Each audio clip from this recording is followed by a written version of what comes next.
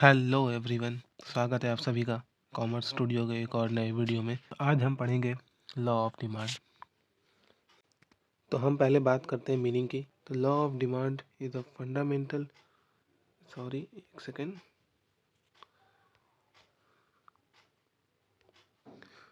Law of demand is a fundamental principle which state that there is an inverse relation.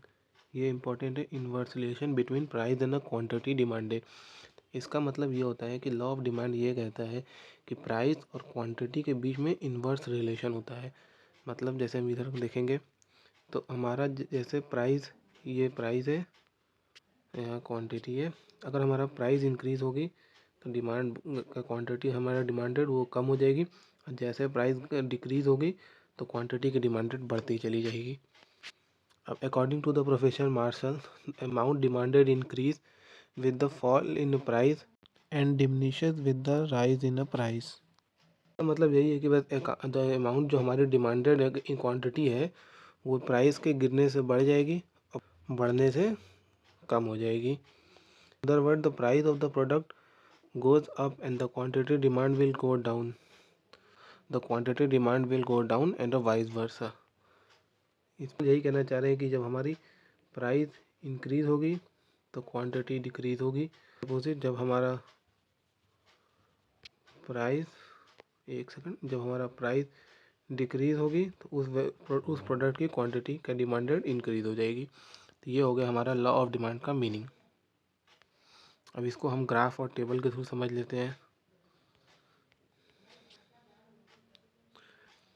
तो graph table पे हम ध्यान देंगे, जैसे हमारी एक्स कॉमोडिटी है तो उसकी जब प्राइस 10 थी तो क्वांटिटी उसकी डिमांडेड 4 थी।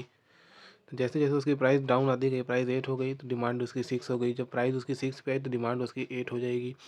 क्वांटिटी डिमांडेड करने लगेंगे लोग। जब उसी तरह प्राइस 4 पे आएगी तो लोग क्वांटिटी उसकी डिमांडेड 10 हो जाएगी। इसको जब हम ग्राफ के थ्रू देखेंगे तो ये ध्यान देंगे कि जब प्राइस यहाँ पे ये प्राइस है और ये क्वांटिटी है। जब हमारा प्राइस P1 पे था तो क्वांटिटी डिमांड यहाँ थी इतनी। जैसे ही प्राइस डाउन आया P2 पे, अब हमारी क्वांटिटी डिमांड बढ़ के इंक्रीज़ हो गई, Q2 पे हमारी क्वांटिटी डिमांड आ गई।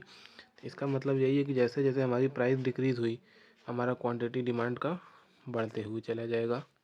जैसे भी कोई भी लॉ होती है तो उसके कुछ ना कुछ एजम्पशंस होते ही होते हैं। एजम्पशन के कोई भी लॉ नहीं बनता।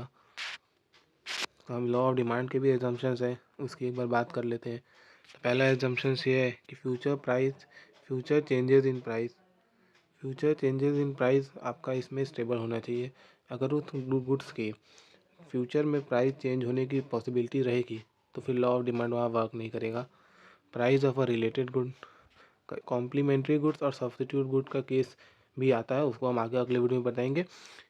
इसमें एजम्पशन यही है कि जो इससे रिलेटेड गुड्स होंगी उनका भी प्राइस स्टेबल रहना चाहिए। एजम्पशन है कि कंज्यूमर प्रीफरेंस एंड टेस्ट, इसके अकॉर्डिंग मतलब कंज्यूमर का प्रीफरेंस और टेस्ट भी चेंजेस नहीं होनी चाहिए, वो भी स्टेबल रहनी चाहिए। चौथा है the constant level of income, consumer preference and taste. एक सेकेंड, ये यहाँ गलती है कुछ, ये कांस्टेंट लेवल ऑफ इनकम होगा, ये नहीं होगी, ये ऊपर हम लोग पढ़ चुके हैं।